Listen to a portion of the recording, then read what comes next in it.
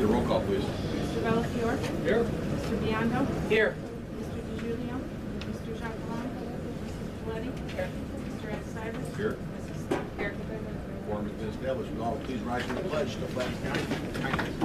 Pledge allegiance to the flag of the United States of America and to the republic for which it stands, one nation, under God, indivisible, with liberty and justice for all.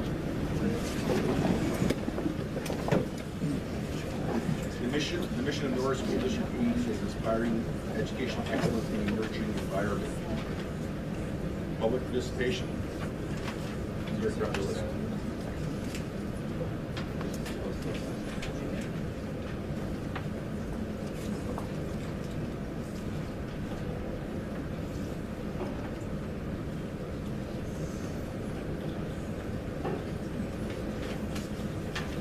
Carrie Bucaro?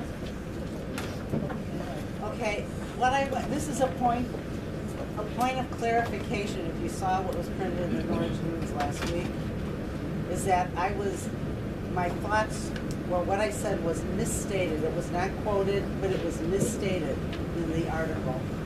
And I just wanted to say that I did not say that I wanted the school separated into two grade levels for grade centers. I did not say that at the meeting at all.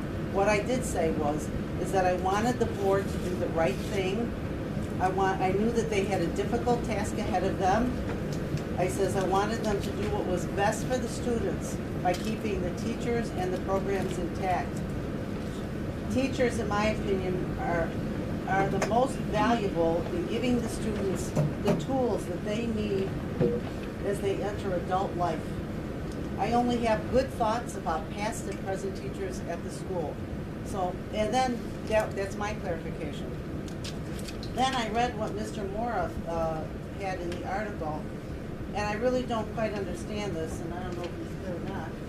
But he said that the community, we don't need time to heal, and that District 80 has to get this thing right this time, meaning the referendum. I don't know what we have to heal from, but I know you've worked on the referendum, and I'm just going to go with what you've decided on. Thank you. Ann Larson. I thought the public participation was later on the schedule. It'll be again in the, okay. I'd like to reserve my comments until later. Thanks. Greg Stoffel? Nothing. I'll defer to the end also. To the end. To the end? Great, thank you. We'll go right into the discussion of the deficit reduction plan with Dr. Craig Schiller. Dr. Schiller. The floor is yours. I think we had most of the information that we've been talking about. Dr. O'Malley came and asked me to come to this meeting just to clarify a few things regarding the plan and the final decision that we made of the question to put on the referendum. So what I want to clarify is this, that by putting $1.25 million Speak to them. Okay.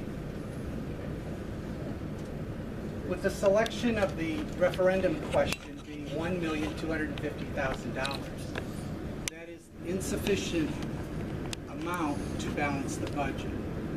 And I want to clarify that being the case, that further reductions will still be necessary in order for you to have a sustainable solution.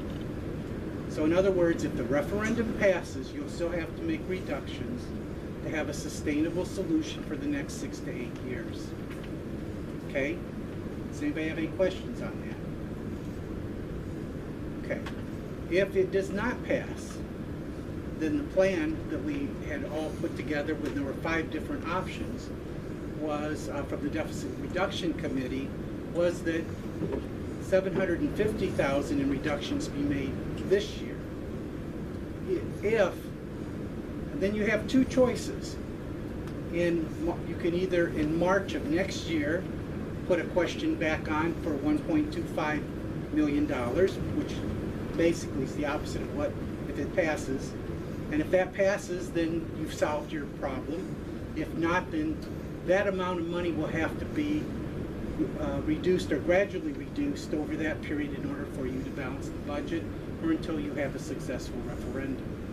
So really, those are the two outline pieces, just so that you're aware that even if the referendum passes, it does not balance the budget, nor is it a sustainable solution. It basically gets you, basically a little over halfway there, depending on how many years you want it to last. Questions? So, my understanding when we talked about it before was if it was to pass 1.25, then we would have to do the reductions of, and you said the one option would be like possibly with more teachers, with increasing the classroom size for the upper grades. And that would be a 1-year sustainable. Right. So then we would have the opportunity then to have that year to then move into grade centers and be able to have that time to manage efficiently to that. It felt like we talked before, it was that we would do option 4 with the understanding that we would have to move into option 5 if it was to pass. If That is- that's the way we wanted to go. That is a correct statement in the sense that 1.25 is not a large enough reduction to balance the budget, and if that's part of your solution, you can do that. So are you saying now, well, that's not a good idea? Before, No, I'm just saying I haven't. that was presented, no, was that it was no, like, I wasn't. okay. I wasn't taking sides before. No, okay. I know that. it What I'm wasn't trying to taking say sides. is the solution that is on the ballot is not sustainable. So you're going to have to do something, whether it be immediate, next year, whatever. Doesn't matter. If it doesn't pass, you're in the same boat. It's just the opposite. You're making reductions now and then trying to pass it another day. So that's up to the board how they want to pursue it. You can do it all at once. You can do it, as you see fit. So, non-sustainable, what do you define that as? Just hold it close. Okay, so everybody understands what I say by non-sustainable is if you pass $1.25 million and you have a $1.5 million deficit, roughly 1.6 now, you're still short $250,000. And if you did nothing, that 250 would reduce your reserves the first year by that amount. The next year when costs go up, now you're short $400,000 or so. It reduces reserves. The next year you're probably up to 600. So within 3 years or 4, you're back looking at another deficit reduction plan. So the idea is we scaled back the first referendum options. The first referendum, we looked at a $2.5 million operating referendum. That would have bought at least probably 8 to 10 years. We were looking long-term, take care of everything, maintain all the programs, etc. When that did not pass, when we started talking through with the Deficit Reduction Committee and everything else, we said, basically, the workflow got us to the point where we picked a number half that amount, which is okay, but in order to make that work, we have to add some efficiencies, reductions in order to sustain it. So for example, if we're running a $1.5 million, I'm just using that because it's a round number, if you wanted to balance the budget the first year, you would have to reduce it $250,000 at least. And every year after that, what happens is the same thing.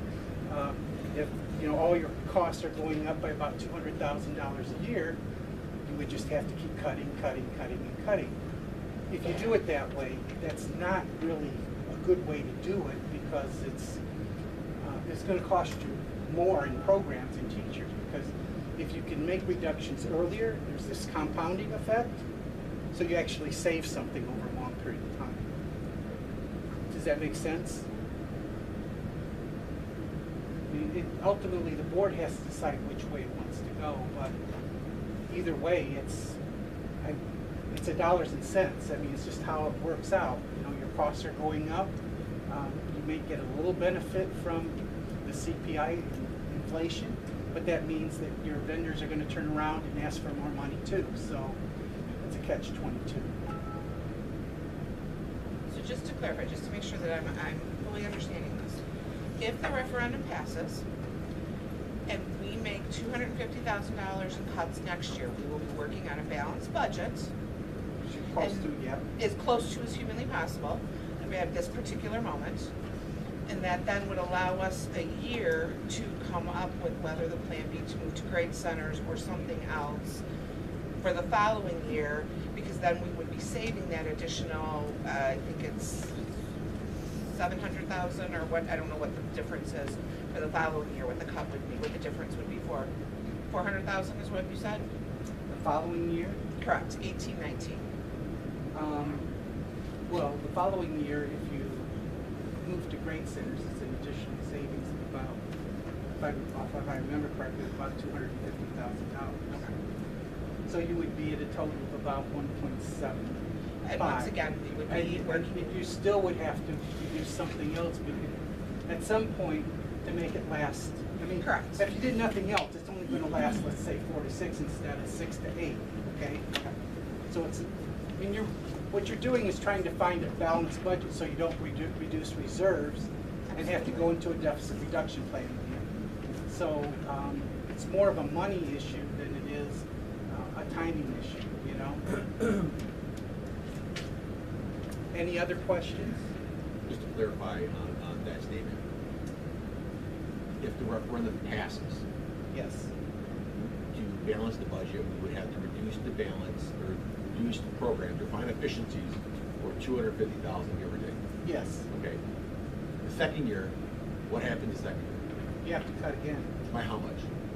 by whatever that cost is going up. And I'm guessing that right now, based on past practice, it's around 200 grand a year.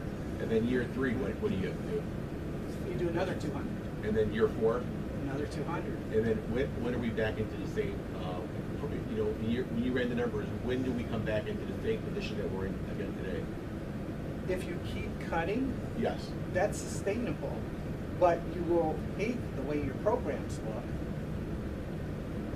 If you don't do anything, okay, if you just pass the referendum and make no additional reductions, you're going to be back in the deficit reduction plan within 2 to 3 years because of the ratio of your fund balance to your spending pattern. So going to, I see the new slide that you gave us today, going back to your original slide on the back side under option number 4. Right. Where it says, if we do if we're successful in a increase of, on the back sheet of this plan, it says District Norridge 80, 2017-18 deficit reduction plan, category option number 4. Looking at a referendum question of $1.25 million, you have an amount of reduction required. On the bottom there, it says 750,000. Correct. So could you explain how did that number come in and what does that really mean in layman's terms, so we all can have a good understanding? Because that's where, just to show you where the confusion was, and you guys correct me if I'm wrong, I'm sure you guys will. The confusion was that there was a perception that we only need to reduce or find an efficiency of 250,000, and we would be fine that first year, and then we would go into grade centers or whatever else option there is at that time. And the way I read this is saying that even though we are successful with a $2.5 million, we still need to find efficiencies for 750,000 for the plan to be sustainable for 6 to 8 years, hoping nothing happens, things that we don't have control over. And you are correct. So here's what we did. When we went back to the table for this referendum, we figured out that we could, because there was a lot of talk at the Deficit Reduction Committee, that maybe we're looking too far out. Maybe 8 to 10 years is too long because it raises the cost of what you have to go out for a referendum. So we dropped that $2.5 million to $2 million. So